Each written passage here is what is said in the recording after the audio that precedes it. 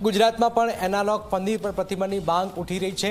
સુરતમાં નાગરિકોએ સરકારને કડક પગલાં લેવાની અપીલ કરી છે। વેજીટેબલ ઓઇલ, સ્ટાર્ચ અને અન્ય ઘટકોથી બનતા નોન ડેરી પનીરના ઉપયોગ સામે આરોગ્યની ચિંતા વ્યક્ત કરાઈ રહી છે। ખાસ કરીને રેસ્ટોરન્ટ અને લગ્ન પ્રસંગમાં તેના જે ઉપયોગ જે છે એના સવાલો થઈ રહ્યા છે। એનાલોગ પનીરના ઉપયોગ સામે સવાલ થઈ રહ્યા છે। રેસ્ટોરન્ટ લગ્ન પ્રસંગમાં તેના ઉપયોગને લઈને સવાલ ઉઠ્યા છે।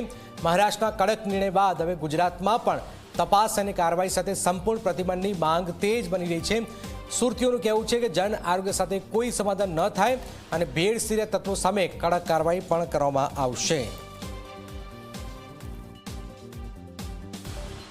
જાહેર સ્વાસ્થ્યની સુરક્ષા અને ગ્રાહકો સાથે થતી છેતરપિંડી રોકવા માટે મહારાષ્ટ્ર સરકારે મહત્વનો નિર્ણય લઈ એનાલોગ પનીર પર પ્રતિબંધ મૂકી દીધો છે। ત્યારે સુરતમાં કેટલાક સુરતીઓ છે, આપણે એમની જોડેથી જાણીશું શું ગુજરાતમાં પણ આ જે એનાલોગ પનીર છે એના પર પ્રતિબંધ થવો જોઈએ કે નહીં। हाँ बिल्कुल होवो જોઈએ કેમ કે મહારાષ્ટ્ર સરકારે બધાના હિતના મુજબ અને એમના સ્વાસ્થ્યના લીધે આ એનાલોગ પનીરને બેન કર્યું છે।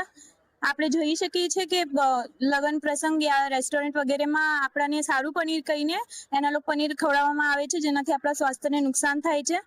તો એ જ રીતે ગુજરાતે પણ મહારાષ્ટ્ર સરકારને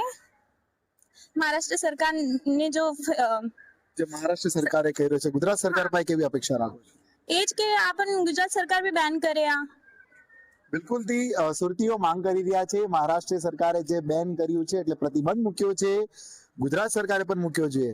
हाँ, मेरी यही निवेदन है कि गुजरात सरकार भी जैसे महाराष्ट्र सरकार ने बंद कर दिया है वैसे गुजरात सरकार को भी बंद कर देना चाहिए।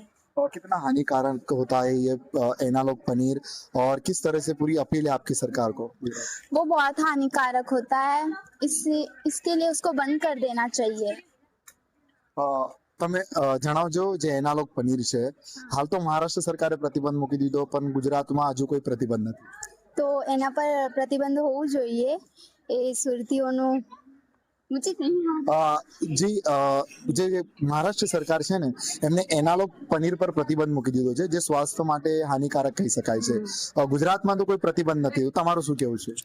मेरे हिसाब से अगर यहाँ पे अगर पनीर जो है कंटामिनेटेड नहीं है, अगर खराब वेस्ट मटेरियल आ रहा है तो पनीर पे यहाँ पे भी बैन होना चाहिए।